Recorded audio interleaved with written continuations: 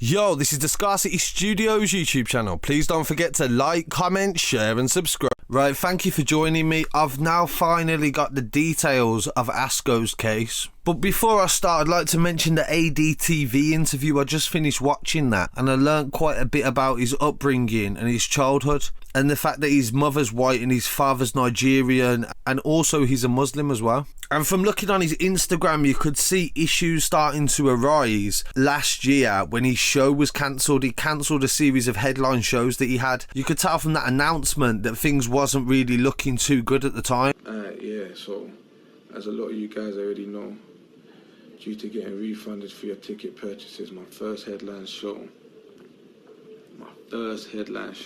sold out headline show that was scheduled to take place on the 10th of December, the Village Underground is no longer taking place. You get me? Due to circumstances beyond man's control, the show's been cancelled. Me and my team tried our utmost hardest to keep the show going and make it happen, but we just weren't able to make it happen, you get me? Obviously these hating ass feds still don't want to see the man them win, you get me? And it ain't even just me. They've been blocking bare man coming from the same walk of life, trying to do the right thing and make a way, you get me? But you already know, the grind don't stop. Hopefully we'll have a new date scheduled for 2019, early 2019 sometime, you get me? In the meantime, keep supporting, man.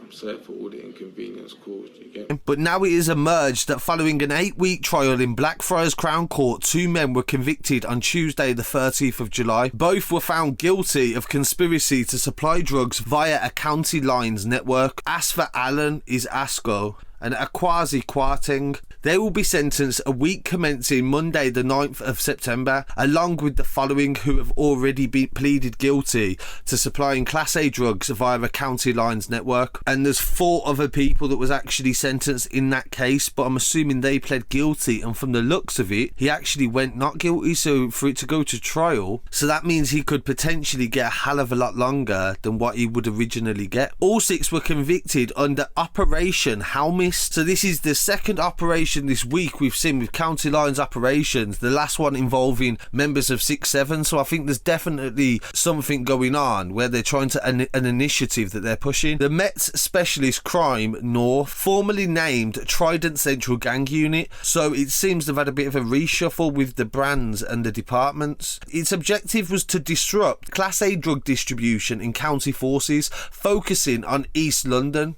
As part of the intelligence collated during the operation, it was established that Asfa Allen had been the organiser for at least 4 county lines out of London into the home counties, using lower level gang members to facilitate his supply chains, starting from Hackney, which is where London Fields is, which is where he grew up. So the court heard in the early hours on the 12th of December 2017, following months of investigations. So this is 2 years old really. Officers executed 15 warrants across London and home counties, and it resulted in £25,000 in cash and approximately half a kilo of heroin being seized. 15 people were arrested as part of these raids. The 6 found guilty were charged on the 13th of December 2018, so at the end of last year the police was happy that they could take them to trial. Communication devices, phones, laptops, including key evidence linking the suspects to active county lines. Expensive designer footwear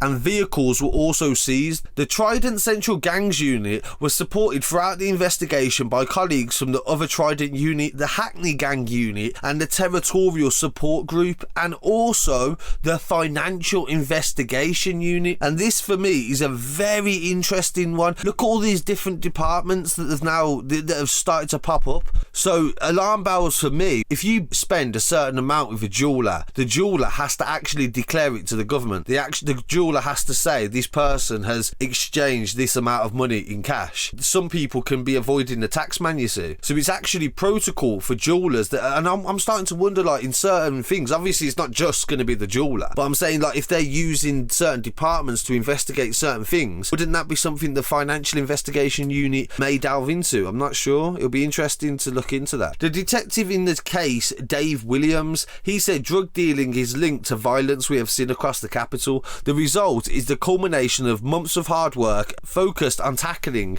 these prolific drug dealers. So it's the exact same thing they said about the 6-7. So this is really strange. And the fact that Lowski is just been put on charges as well. And I'm starting to wonder if some of these actual cases are connected in some way, maybe. And then they also say Alan, who had a stage name of Asco, landed a successful and lucrative recording contract with a major record label. He could have left this life of crime and violence behind. However, he could not release his grip on running a county drugs line. And now he will be spending time instead of making music. That is shocking. And when people say, how can you feel sorry for somebody when they've been found guilty or they've committed a crime or an offence or something as serious as murder, it's because you want them to succeed. You don't want them to fall victim, which it is if you go to prison or if you die on road. You fell victim to the road as much as somebody that was victim on the street. Of course, I want people to succeed and I can't condone certain things that people are doing, but at the same time, there has always been reasons growing up. Now, Asco had everything going for him. He had absolutely everything going for him.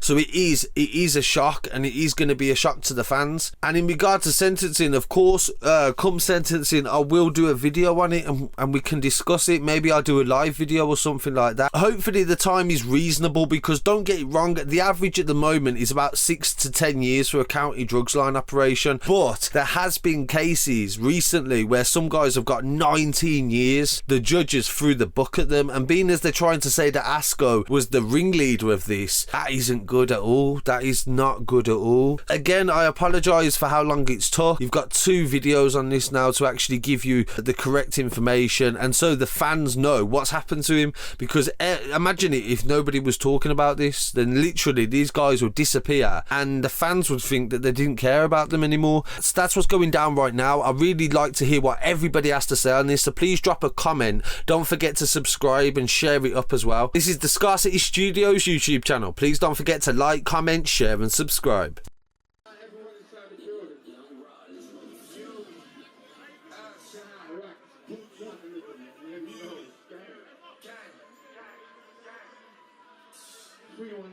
Straight drop times 3.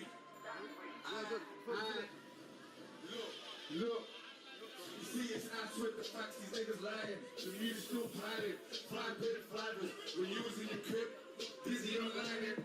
I was gripping Missy's getting sweater pie Trident. My trap's still booming. My trip is still booming. Fuck waiting on the movie. Give me pain and I'll move it.